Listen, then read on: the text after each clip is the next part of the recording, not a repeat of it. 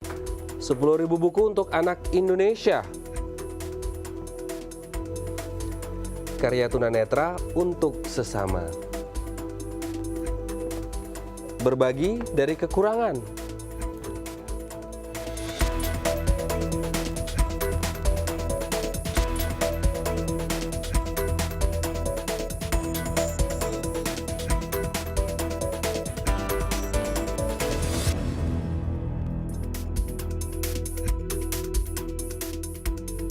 Halo Indonesia. Seperti biasa pemirsa, selama 1 jam ke depan kami akan menghadirkan beragam informasi yang menarik dan tentunya inspiratif untuk Anda. Ya, tidak hanya itu, hari ini kami akan berbincang tentang hak kerja bagi penyandang disabilitas dalam segmen Bincang, dan inilah Halo Indonesia selengkapnya.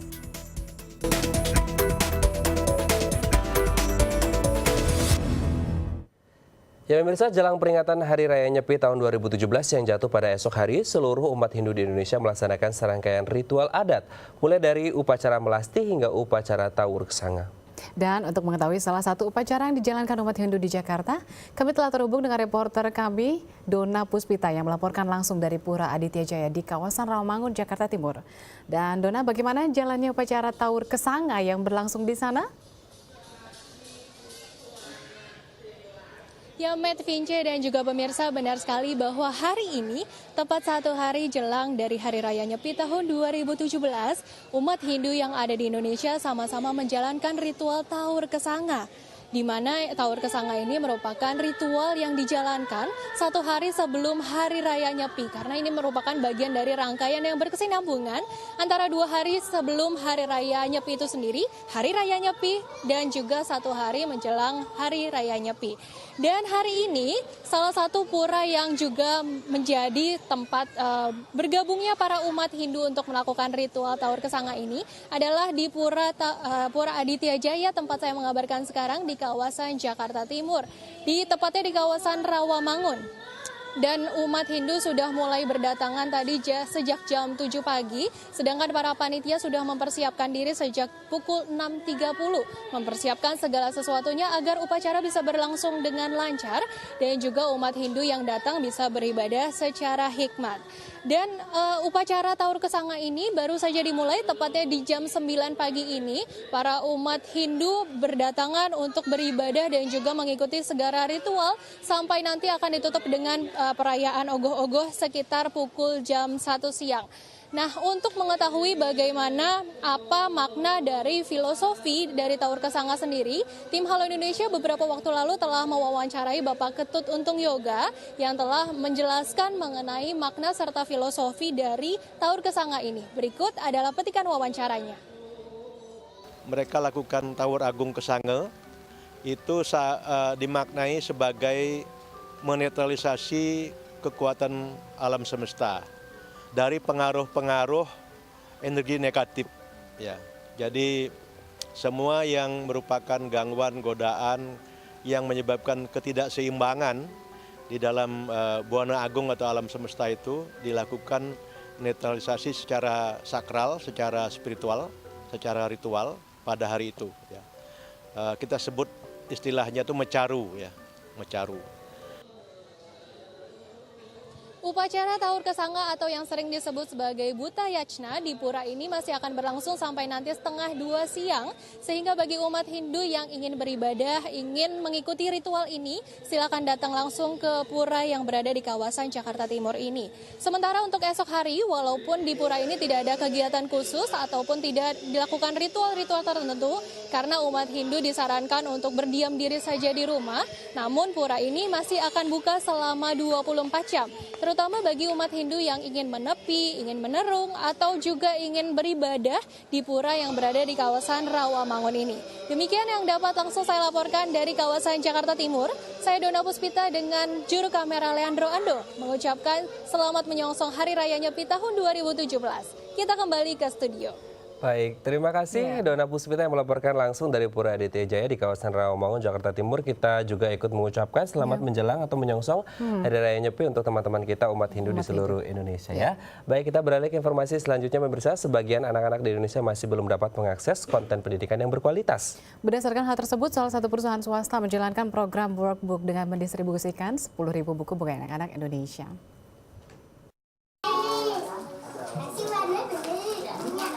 Data UNICEF pada tahun 2016 menyebutkan 50% dari total 80 juta anak di Indonesia hidup dengan biaya kurang dari $2 per hari. Kondisi ini membuat mereka memiliki keterbatasan akses terhadap konten pendidikan yang berkualitas. Hal tersebut menjadi latar belakang pelaksanaan program Workbook. Kontribusi kami sebagai corporate, khususnya di dunia pendidikan yang memang sudah kami canangkan sebelumnya, dan ini inline dengan programnya Asra, bahwa kami ingin menyasar, intinya memberikan suatu kontribusi di bidang pendidikan, khususnya di anak-anak usia dini. Karena untuk yang SMA, kemudian juga yang SMEA, kami sudah ada program itu sendiri. Program Social Workbook ini merupakan bentuk komitmen kepedulian terhadap pendidikan anak Indonesia yang didistribusikan melalui SOS Children Village Indonesia. SOS Children Village merupakan organisasi nirlaba non-pemerintah yang mendukung hak-hak anak yang telah atau berisiko kehilangan pengasuhan orang tua dan tersebar di beberapa wilayah di tanah air. Program Workbook sendiri akan berlangsung selama 3 tahun ke depan dengan mencetak dan membagikan 10.000 buku bagi anak-anak dengan rentang usia 5 hingga 7 tahun.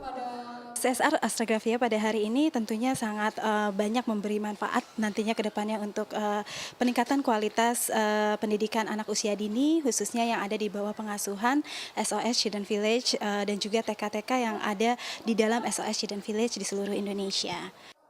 Pada tahap awal, Astragrafia telah mencetak 3.500 buku berisi konten pendidikan bagi anak-anak di daerah Melaboh, Medan, dan Maumere. Untuk membantu implementasi program ini, pendistribusian buku bagi anak-anak akan dilakukan SOS Children Village Indonesia selama 2 tahun, mulai tahun 2017 hingga 2019 di wilayah Jakarta, Bandung, Medan, Aceh, Maumere, Semarang, Jogja, dan Bali. Gegap Imam Pribadi, Rizky Arifanto, Dai TV. Ya pemirsa, tunanetra bisa melihat dunia dengan ilmu. Istilah ini mungkin cocok disematkan bagi peserta didik yang menempuh pendidikan di pesantren tunanetra Rodotul Makfufin. Yayasan ini hadir atas keprihatinan kepada kaum tunanetra yang belum begitu aksesibel dalam mendapatkan pendidikan.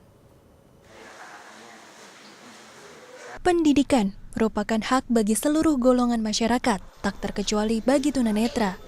Sayangnya fasilitas penunjang bagi mereka masih sangat minim. Peduli akan kondisi ini, Yayasan Pendidikan Raudlatul Makfufin yang berada di Serpong, Tangerang Selatan hadir untuk memberikan pendidikan formal dan agama bagi kaum tunanetra. Yayasan Pendidikan Raudlatul Makfufin yang biasa juga disebut dengan pesantren tunanetra ini didirikan oleh ulama tunanetra almarhum Halim Soleh pada tahun 1983. Pesantren tunanetra ini menerima santri dan santriwati dari segala rentang usia. Saat ini Yayasan Pendidikan Raudlatul Makfufin memiliki 12 santri dan santriwati yang menempuh pendidikan formal dan juga agama. Mereka berasal dari berbagai daerah di Indonesia. Untuk pendidikan formal, yayasan ini menyediakan kejar paket A, B, dan C. Para santri dan santriwati pun ditempa pendidikan keterampilan diantaranya keterampilan komputer, bahasa Inggris, serta pijat. Sedangkan untuk pendidikan agama, Yayasan Raudlatul Makfufin ini mengajarkan pendidikan dasar agama Islam. Salah satunya adalah belajar membaca Al-Quran Braille. Ide mereka kemudian mendirikan tempat ini agar ada sebuah lembaga yang bisa memberikan pengajaran, khususnya pengajaran agama kepada tunanetra, karena di dalam Islam itu kan kewajiban beragama itu adalah kewajiban seluruh umat manusia, termasuk teman-teman tunanetra. Dalam menyediakan kebutuhan bagi tunanetra, yayasan yang dikelola oleh Ade Ismail ini tidak mengenakan biaya besar. Santri dan santriwati dikenakan biaya Rp700.000 per bulan untuk mengikuti pendidikan formal, keterampilan, dan agama. Sedangkan bagi tunanetra yang hanya ingin mengikuti pendidikan keterampilan, hanya dikenakan biaya Rp550.000 per bulan. Ya, pertama memang dengan adanya guru tunanetra juga itu bisa menjadikan motivasi bagi teman-teman tunanetra sendiri untuk mereka belajar. Harapan mereka jadi punya pandangan ke depan bahwa mereka nanti ke depan juga bisa menjadi guru atau bisa menjadi aktivitas yang lain. Kedua, sains kedekatan belajarnya itu akan menjadi lebih dekat ya. Kalau mungkin guru-guru yang berpenglihatan mungkin mengajarkan sesuatu tertentu mungkin agak segan atau agak ragu. Tetapi kalau dengan guru tunanetra sendiri karena mereka betul-betul mengetahui kondisi tunanetra seperti apa, sehingga mereka bisa mengajarkan itu jauh lebih dekat dan lebih berani. Rizal, salah satu peserta didik, mengakui adanya perubahan besar dalam dirinya setelah mengikuti pendidikan di pesantren tunanetra. Sejauh ini saya merasa mempunyai banyak wawasan dan ya nggak seperti dulu lagi gitu. Cuman di rumah paling main sama temen, ntar masuk lagi ke rumah, ntar waktunya main lagi. Sekarang ya alhamdulillah saya udah bisa bergaul sama teman-teman yang lain dan punya banyak wawasan. Berbekal tekad dan kemauan belajar yang besar, para santri dan santriwati ini optimis dapat mewujudkan cita-cita mereka kelak. Waude Rizky, Yoga Pratama, DAI TV. Ya pemirsa, pesantren tunanetra Raudatul Makfufin tak hanya memberikan pendidikan bagi para tunanetra, di sini juga merupakan tempat bagi para tunanetra untuk berkarya. Ya, dengan memperkerjakan pengajar tunanetra serta memproduksi Al-Quran Braille, merupakan bentuk nyata kontribusi tunanetra untuk sesama. Rafiq Akbar, salah satu pengajar di pesantren tunanetra Raudatul Makfufin, terlihat begitu bersemangat ketika memberikan pelajaran komputer pada ketiga peserta didiknya. Rafiq merupakan salah satu guru tunanetra yang sudah mengajar di pesantren ini sejak 2008. Hilangnya penglihatan pada usia 12 tahun tak membuat Rafiq putus asa. Ia menunjukkan prestasinya dengan menamatkan bangku kuliah strata 1 jurusan pendidikan agama Islam di Universitas Islam Negeri Syarif Hidayatullah. Menjadi guru bagi tunanetra merupakan tantangan tersendiri bagi pria kelahiran 1989 silam ini. Namun dengan percaya diri, ia yakin bahwa peserta didiknya dapat mengikuti dan menguasai keterampilan yang ia ajarkan. Berbagai model pembelajaran lain yang intinya mereka terlibat langsung. Jadi mereka tidak dibiarkan untuk berdiam diri karena dengan tidak adanya visualisasi yang mereka miliki itu membuat mereka jadi mudah ngantuk. Kemudian juga mereka akhirnya jadi tidak konsentrasi. Nah, itu yang saya lakukan menggunakan berbagai model pembelajaran yang saya tahu gitu. Tunanetra juga bisa berkarya. Sepertinya ini yang ingin ditunjukkan para pengajar di Yayasan Raudatul Makfufin. Selain mewadahi para tunanetra berprestasi, pesantren ini juga memproduksi sendiri Al-Quran Braille yang diperuntukkan bagi tunanetra untuk belajar mengaji. Dengan mesin cetak sederhana inilah Al-Quran Braille diproduksi dan didistribusikan secara cuma-cuma untuk tunanetra di seluruh Indonesia. Bahkan, Al-Quran Braille ini telah didistribusikan hingga ke luar negeri seperti Malaysia, Singapura, Turki, hingga Afrika Selatan. Pada masa itu sangat sulit sekali tunanetra memperoleh Al-Quran Braille atau sulit sekali mereka untuk bisa membaca Al-Quran Braille karena jumlahnya pada saat itu sangat terbatas. Lalu kami terpikir seiring dengan adanya perkembangan teknologi yang ada, lalu kami berinisiatif mencetak dan memproduksi Al-Quran Braille yang kemudian kita distribusikan, kita bagi-bagikan secara cuma-cuma kepada teman-teman tunanetra yang membutuhkan. Tidak meremehkan potensi diri yang dimiliki merupakan kunci bagi para tunanetra untuk tetap berkarya serta memberikan kontribusi kepada masyarakat. Waude Rizky, Yoga Pratama, DAI TV. Ya pemirsa, jangan beranjak terlebih dahulu. Sesaat lagi kami akan berbincang tentang hak kerja bagi penyandang disabilitas. Tetap bersama kami di Halo Indonesia.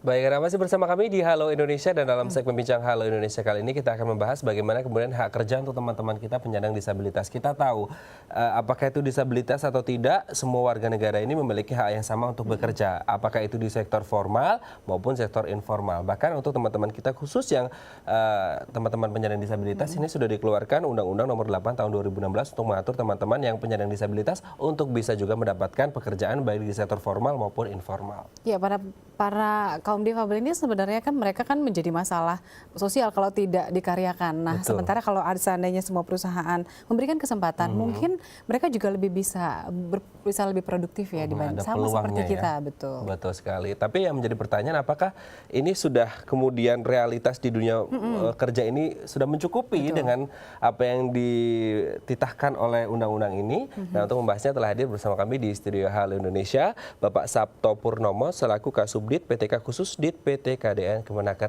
RI. Namun sebelum kita berbincang dengan narasumber kita hari ini, kita saksikan dulu tayangan berikut.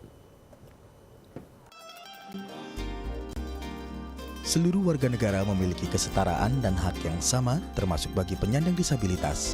Hal inilah yang tercantum dalam Undang-Undang Nomor 8 Tahun 2016 yang mengatur tentang hak dan kesetaraan penyandang disabilitas. Di antaranya, hak bagi penyandang disabilitas untuk bisa mendapatkan lapangan pekerjaan yang layak, baik dalam sektor formal maupun informal. Pada pasal 53 dalam undang-undang tersebut berisikan tentang pengaturan proporsi penerimaan tenaga kerja disabilitas. Pemerintah pusat, pemerintah daerah, BUMN dan BUMD bahkan diwajibkan untuk mempekerjakan tenaga kerja disabilitas minimal 2% dari jumlah para pekerja. Sementara untuk perusahaan swasta diwajibkan menerima minimal 1% pekerja disabilitas dari total jumlah pekerja yang ada.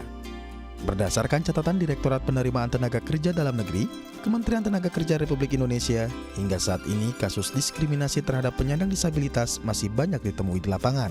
Mulai dari keterbatasan, posisi pekerjaan untuk penyandang disabilitas di sektor formal, hingga belum memadainya ketersediaan infrastruktur bagi penyandang disabilitas di tempat kerja. Menurut data Kementerian Ketenagakerjaan pada tahun 2016, sekitar 188 perusahaan telah membuka lowongan pekerjaan bagi penyandang disabilitas. Sementara data yang dihimpun dari Dinas Ketenagakerjaan di provinsi, kabupaten, dan kota, sebanyak 1.800 tenaga kerja difabel berhasil diserap oleh lapangan pekerjaan yang berasal dari sektor formal dan informal. Untuk membekali para calon pekerja penyandang disabilitas, Kementerian Tenaga Kerja juga memberikan pelatihan khusus bagi mereka di Balai Latihan Kerja, serta mengembangkan jejaring bisnis disabilitas dengan menggait 7 perusahaan yang bergerak di bidang perbankan, kecantikan, pengemasan, dan retail. Ya, Indonesia ini negara hukum dan semua manusia yang ada di Indonesia ini adalah juga statusnya sama atau kesetaraan haknya sama di depan hukum atau equality before the law. Dan kalau kita melihat juga dari pasal 28 ayat 2 tahun Undang-Undang tahun 45 juga menyatakan bahwa kita semua setara ya. Kita langsung sapa narasumber kita hari ini ada Pak Sabto. Halo Pak Sabto, apa kabar?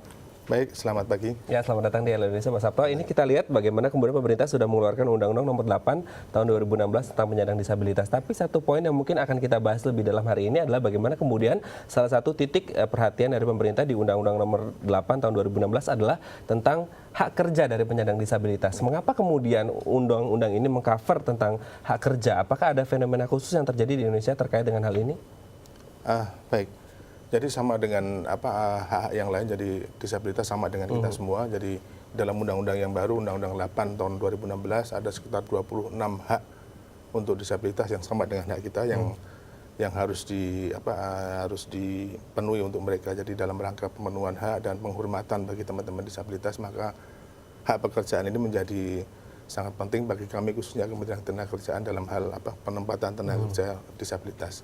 Maksudnya tadi hak itu sama, hak diberikan kesempatan untuk masuk ke dalam sektor formal dan informal. Nah, boleh mungkin banyak yang belum tahu nih, apa perbedaan antara sektor informal dan formal?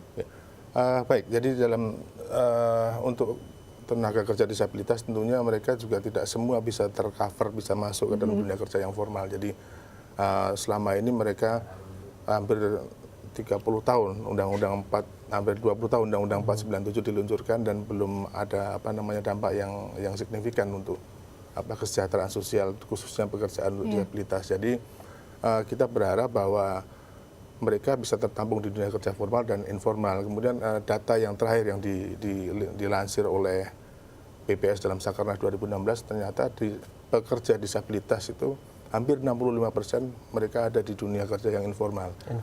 Kita tentunya juga berterima kasih kepada mereka yang bisa mau bekerja secara informal dan menjadi wirausahawan. Namun dari sisi lain kita harus perhatikan bahwa kalau mereka bisa tertampung di dunia kerja formal, tentunya hak-hak mereka bisa lebih terjamin, khususnya dalam jaminan sosial mereka dalam hubungan yang formal tentunya pasti akan lebih terjamin dibanding kalau mereka bekerja informal gitu. Jadi itu menjadi yang perlu kita perhatikan.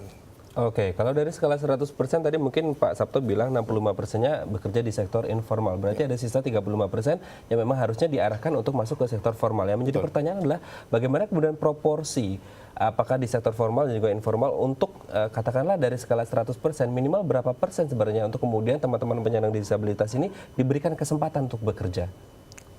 Sesuai dengan undang-undang ya kita berharap bahwa pemerintah pusat, pemerintah daerah, BUMN, BUMD bisa memberikan kuota kepada mereka 2%. Harapannya seperti itu. Kemudian di perusahaan-perusahaan swasta berharap kita 1%. Jadi kalau kita sebagai pemerintah itu harus memberikan contoh kepada perusahaan sebelum kita nanti mendorong perusahaan swasta untuk menerima mereka, sebaiknya pemerintah pusat, daerah dan BUMN serta BUMD harus menjadikan contoh kepada perusahaan-perusahaan yang lain sehingga akan menjadi lebih baik karena sudah ada contohnya dari kita pemerintah pusat, BUMN, BUMD. Baik, kita bicara realitas saja Pak. Bagaimana sebenarnya penyerapan tenaga kerja kaum difabel secara nyata? Karena kan kita juga kalau kita lihat perusahaan-perusahaan sekarang gitu kan, mereka pasti kurang percaya diri untuk masuk ke sektor-sektor tadi. Nah, bisa diceritakan sebenarnya apakah pemerintah juga sudah membantu penyerapannya atau bagaimana? Baik. Jadi kami dari Kementerian Ketenagakerjaan berkepentingan dalam hal ini khususnya dalam mengedepankan hak pekerjaan untuk disabilitas. Jadi beberapa hal yang sudah kita lakukan diantaranya adalah kita melakukan sosialisasi peraturan-peraturan tentang disabilitas, terutama khususnya undang-undang yang baru. Kita juga datang ke perusahaan-perusahaan untuk ketok-ketok pintu katakanlah seperti itu, bahwa kita menyampaikan pada mereka bahwa ini loh ada undang-undang dan perusahaan juga punya kepentingan untuk punya kewajiban untuk merekrut mereka. Kemudian di portal kita, website kita juga sudah ada form khusus untuk disabilitas. Kemudian ada perusahaan juga bisa memasukkan ketika mereka ingin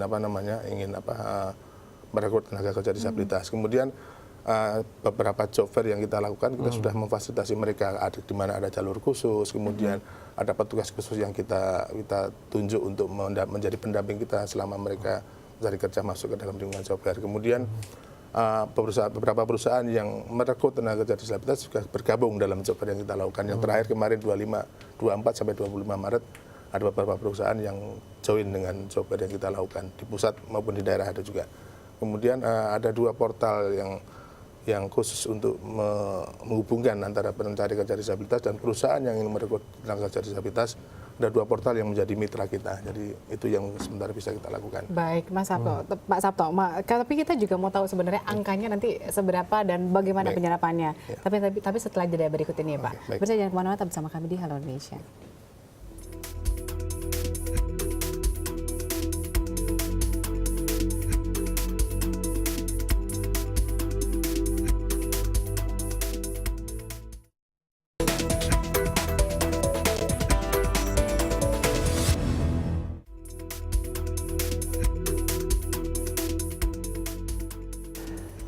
Baik, Anda masih bersama kami di Segmen Bincang Halo Indonesia dan kita masih membahas bagaimana kemudian hak kerja untuk teman-teman penyandang disabilitas. Ini kita tahu bahwasanya kita harus apresiasi juga dengan negara yang memang sebelumnya sudah ada kebijakan tentang untuk penyandang disabilitas, tapi kemudian diupdate terus hingga akhirnya 15 April 2016 ini Bapak Presiden kita Joko Widodo kemudian mengeluarkan Undang-Undang Nomor 8 tahun 2016 yang kemudian memang salah satunya tadi disebut Pak Sabto 2% untuk sektor negeri dan juga 1% minimal untuk sektor swasta. Kita tanyakan bagaimana penyerapannya ya. Kita kembali ke Pak Sabto. 2% untuk negeri dan 1% untuk swasta. Bagaimana penyerapannya? Ini sudah 1 tahun berjalan ya, 5 April ke sekarang sudah Maret. Bagaimana?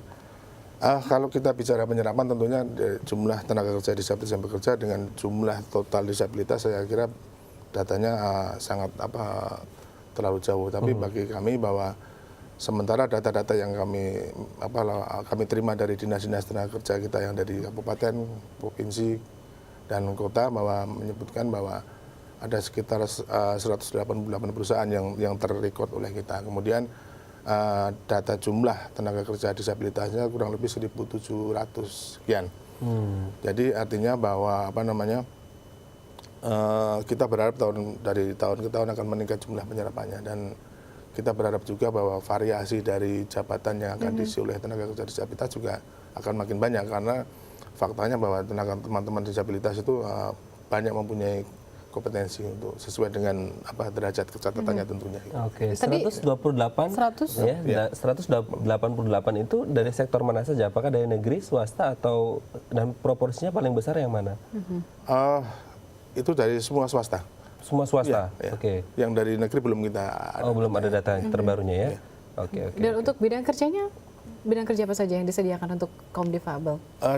Dari data yang ada mereka banyak, ada di antaranya adalah untuk desain grafis juga ada, kemudian desain grafis, kemudian di call center juga ada, kemudian di operasional juga ada, dan sebenarnya masih banyak jabatan-jabatan yang bisa diisi oleh disabilitas, tentunya memperhatikan dengan derajat kecakapannya. Betul. Baik, kita masih ada tayangan nih Pak, bahwa bagaimana sebenarnya kontribusi tenaga kerja difabel di dalam dunia kerja dalam tayangan berikut. Memiliki keterbatasan secara fisik serta ruang gerak bukanlah penghalang bagi seorang Rada Ratu Bunga untuk tetap beraktivitas dan menunjukkan kinerja terbaiknya di perusahaan tempatnya bekerja saat ini. 9 tahun sudah ia melewati hari-harinya di kursi roda akibat kecelakaan mobil yang dialaminya. Meski begitu, hal tersebut tak menjadi kendala bagi perempuan berusia 31 tahun ini untuk dapat bekerja di sektor formal. Rada tercatat sebagai pegawai di sebuah perusahaan jasa keuangan multinasional di Jakarta sejak 7 tahun lalu. Karirnya dimulai di bidang pelayanan customer care selama 2 tahun. Karena performa kerjanya dinilai baik dan selalu berhasil memenuhi target, ia akhirnya diangkat menjadi spesialis call quality client care hingga saat ini. Tak jauh berbeda dengan Rade, Vin Andriani juga berhasil menunjukkan potensinya dalam dunia kerja dengan menjadi tenaga administrasi. Tahun ini merupakan tahun ke-9-nya bekerja. Meski ia memiliki keterbatasan dalam penglihatan, namun ia mampu melakukan pekerjaannya secara mandiri. Tercatat ada 8 karyawan difabel yang kini menempati jabatan berbeda di perusahaan tersebut. Selain menyediakan toilet khusus bagi karyawan difabel, perusahaan yang berpusat di London, Inggris ini juga mengedukasi karyawannya agar dapat memperlakukan karyawan difabel dengan setara. Bagi Rada dan Vin, keterbatasan mereka merupakan pembuktian sekaligus bentuk aktualisasi diri bahwa penyandang disabilitas juga memiliki tempat yang sama di dunia kerja profesional. Ini yang saya suka, penyandang disabilitas juga punya tempat yang sama di tempat kerja profesional ya, karena gimana pun sama seperti perusahaan yang lain ya, maksudnya tidak ada perbandingan yang cukup jauh dan tidak ada rasa kasihan seperti rekan kerja biasa. Ya, kita bukan berbicara fisik, kita berbicara skill. Iya, betul. Kita kembali lagi ke Pak Sabto. Pak Sabto, berbicara tentang skill, apakah memang ada pelatihan khusus untuk teman-teman penyandang disabilitas ini, atau memang mereka ketika masuk sudah well trained atau sudah terlatih? Begini, problem juga ini buat kita semua bahwa rata-rata tenaga kerja disabilitas, saya menyetir data yang dikeluarkan oleh Sakernas bahwa hampir 45,74% tenaga kerja disabilitas itu tidak lulus SD atau SMP. Jadi itu problem besar kita. Namun Kementerian Ketenagakerjaan kita juga sudah mulai dengan melakukan pelatihan yang inklusi. Jadi kita melakukan pelatihan tidak eksklusif, artinya kita di Bekasi punya PLK, ada pelatihan teknologi informasi dan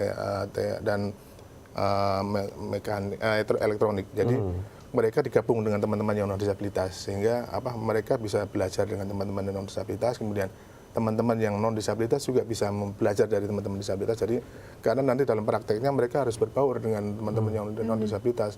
Jadi kalau kita melakukan pelatihan yang eksklusif, artinya nanti kasihan juga mereka harus adaptasi lagi. Jadi itu yang konsep yang kita kembangkan di PLK kita. Jadi kalau tadi juga di tayangan bisa dilihatkan dari salah satu perusahaan itu tadi ya, itu adalah salah satu perusahaan yang bergabung dengan jaringan disabilitas bisnis Indonesia yang dimotori oleh salah satu perusahaan tadi. Jadi ada 7 perusahaan yang bergabung. Jadi ini dari mitra kita kementerian untuk memberikan solusi bersama terhadap bagaimana nanti perusahaan kalau ingin merekrut disabilitas, mereka membantu. Jadi jejaring itu yang kita yang menjadi mitra kita dari Kementerian Tenaga Kerja.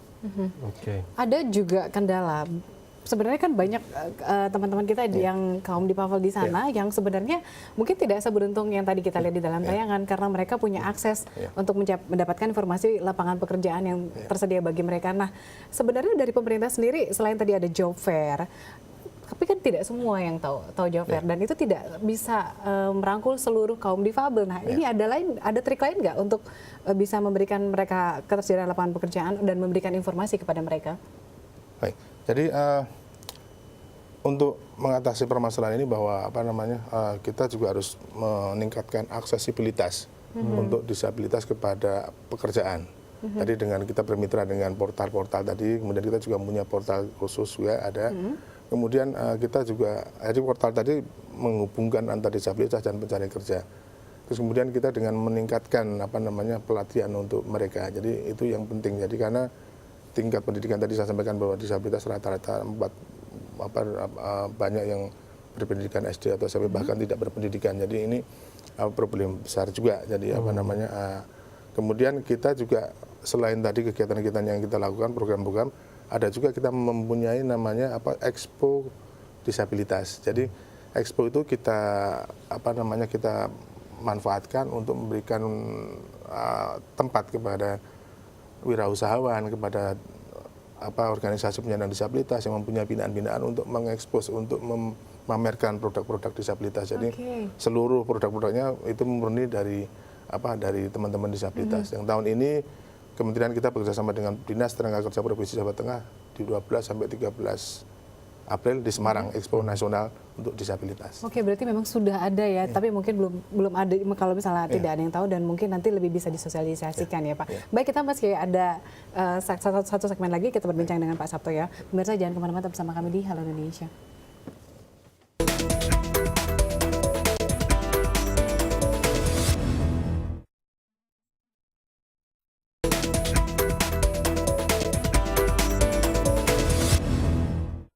Baik, Anda masih bersama kami di Sampai Bincang Halo Indonesia dan kita masih membahas hak kerja untuk teman-teman penyandang disabilitas. Negara yang bermartabat adalah negara yang mampu menghormati dan menghargai setiap warga negaranya tanpa terkecuali. Itu harapan kita semuanya ya. Kita kembali lagi ke Pak Sabto. Pak Sabto, tadi kalau di segmen sebelumnya kita membahas tentang aksesibilitas.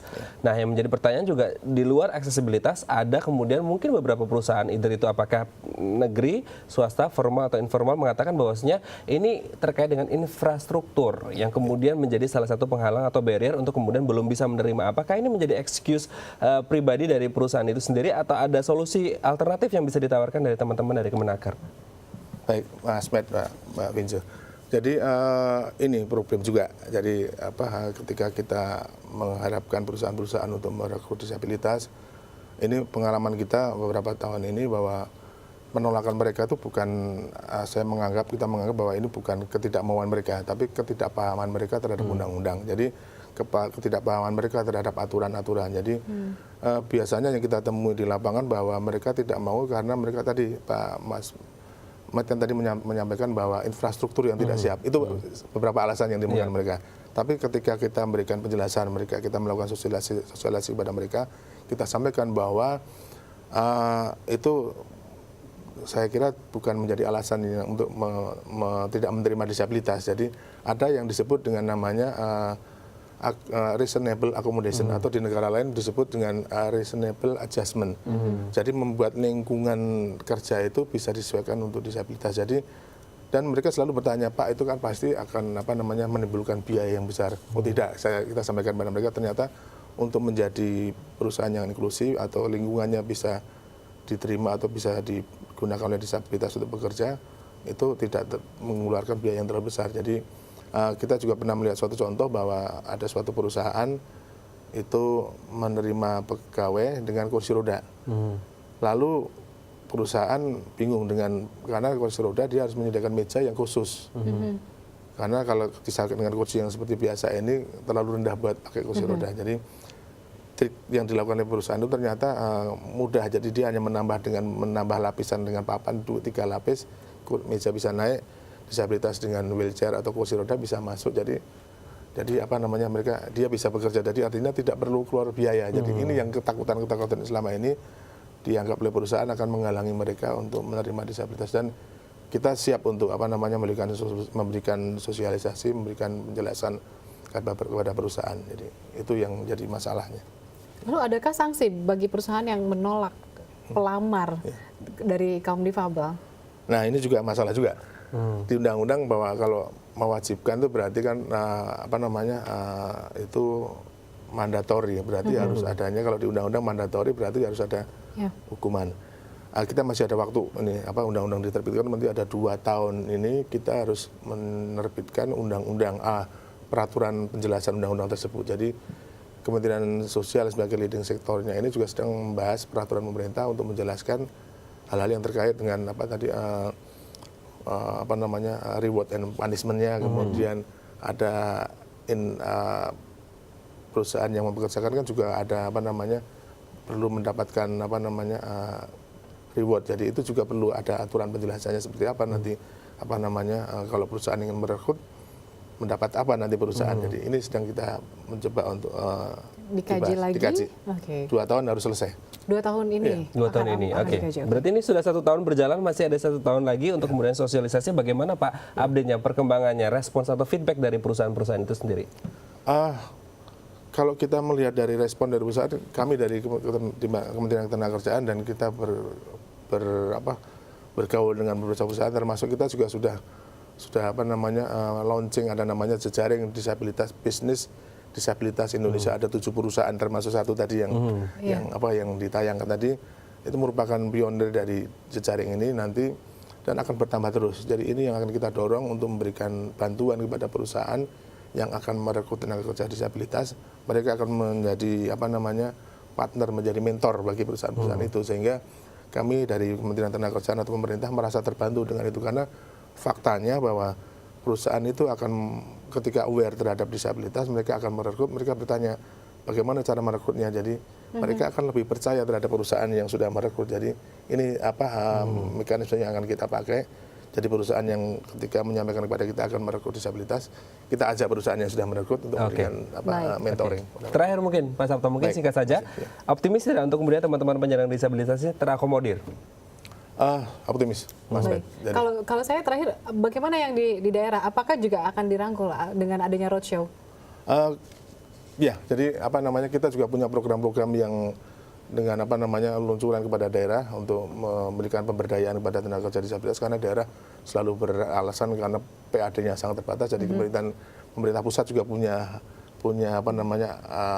kepentingan juga harus menganggarkan untuk itu. Kemudian kita melakukan diskusi interaktif di beberapa provinsi di seluruh Indonesia untuk menyampaikan peraturan dan update informasi terkait dengan disabilitas di Indonesia. Baik, semoga semua teman-teman disabilitas kita juga mendengar ini dan akhirnya juga lebih percaya diri ya. Baik, terima kasih Pak Sabto. Pemirsa, jangan kemana-mana, kami masih memiliki beragam informasi lain, tetap bersama kami di Halo Indonesia.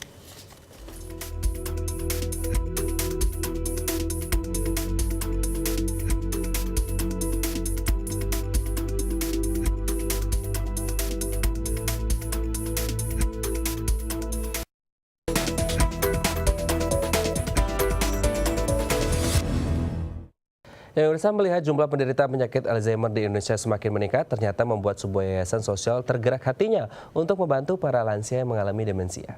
Hal ini dilakukan karena ingin membantu dan meningkatkan kualitas hidupnya untuk mengembalikan proses pemikiran dan mengingat. Lantas seperti apa kegiatannya, berikut liputannya.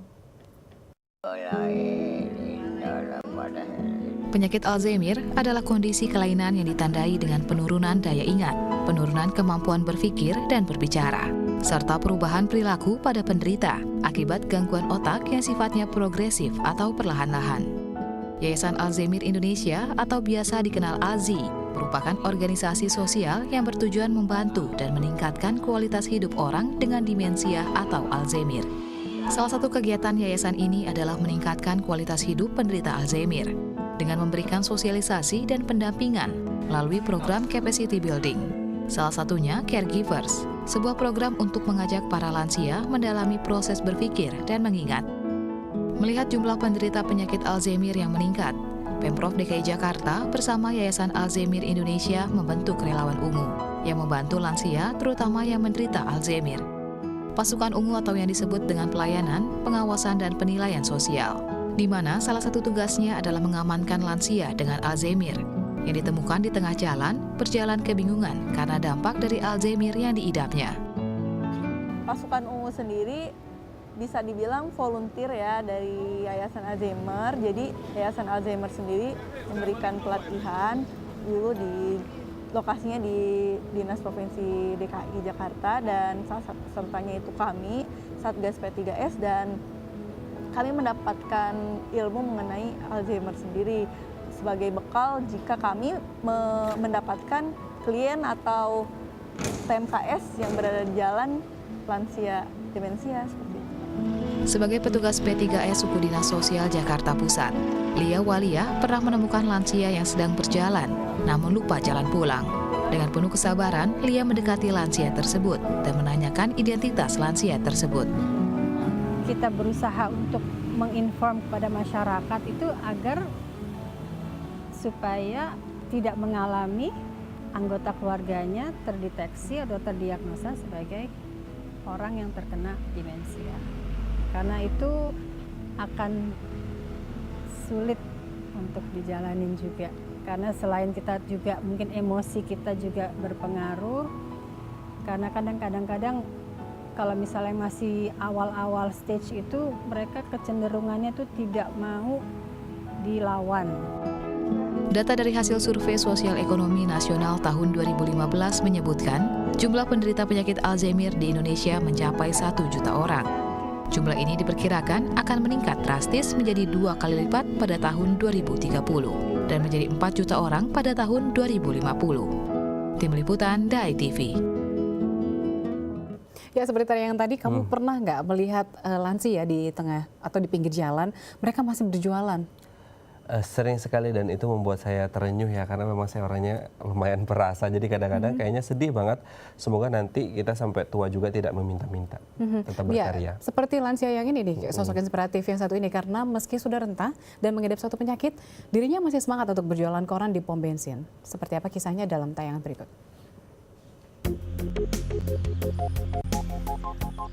Berjuang sampai akhir. Mungkin inilah yang bisa menggambarkan kehidupan seorang kakek renta yang berjualan koran di salah satu pom bensin yang ada di Jakarta. Abdul Rahman, atau yang lebih akrab disapa dengan Baba, setiap harinya melayani para pelanggan yang tertarik untuk membeli koran yang dijajakannya. Semangat perjuangannya ini semakin teruji ketika ia tetap berusaha produktif di tengah kesakitannya. Sejak tahun 1984, Baba sudah 32 kali operasi pada tumor yang menggerogoti tubuhnya. Namun ia tetap merasa sehat dan mampu melakukan segalanya sendirian.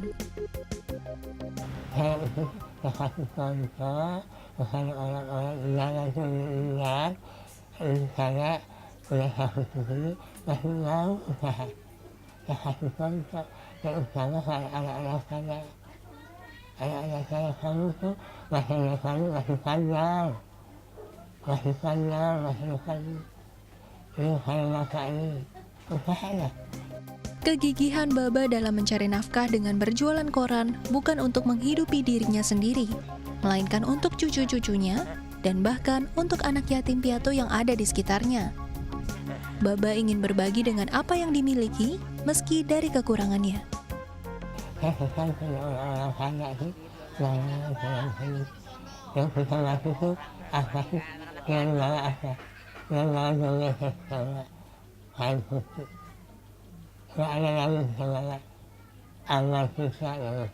Baik sama orang, biarpun kita nggak punya, tapi kita kayak hati.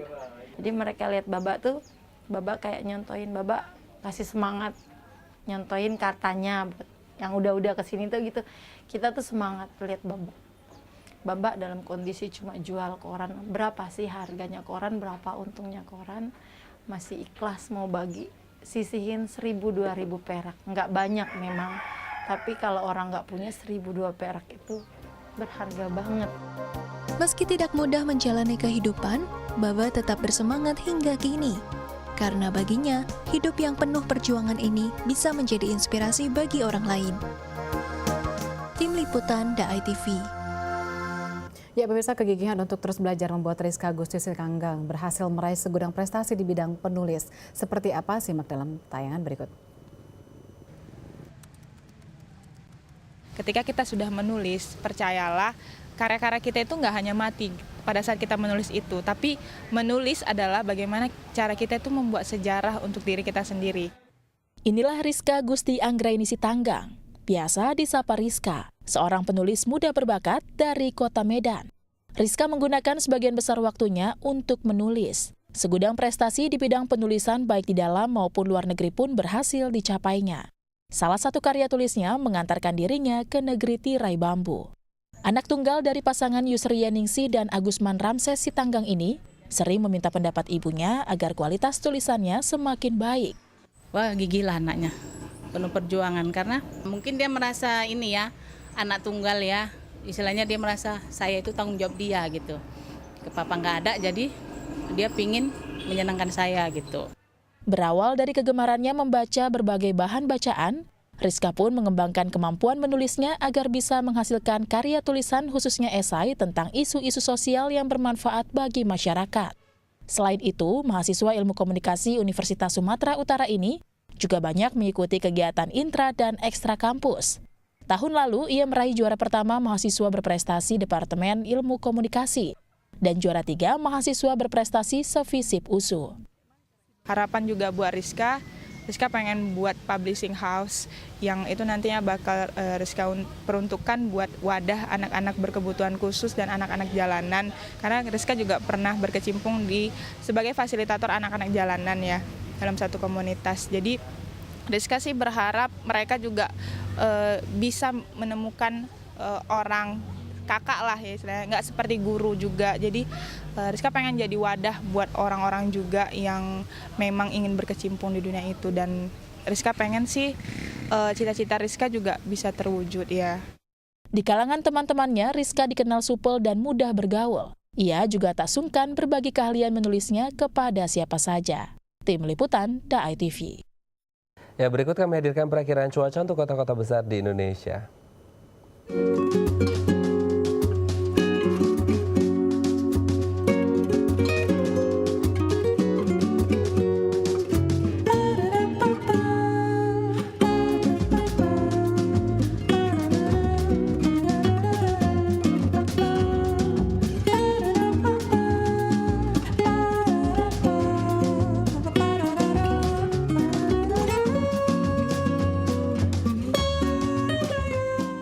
Ya, pemirsa, usai sudah perjumpaan kita hari ini. Esok hari kami akan kembali tentunya dengan beragam informasi menarik lainnya. Ya, jangan lupa follow Twitter dan Instagram kami di @haloindodai.tv.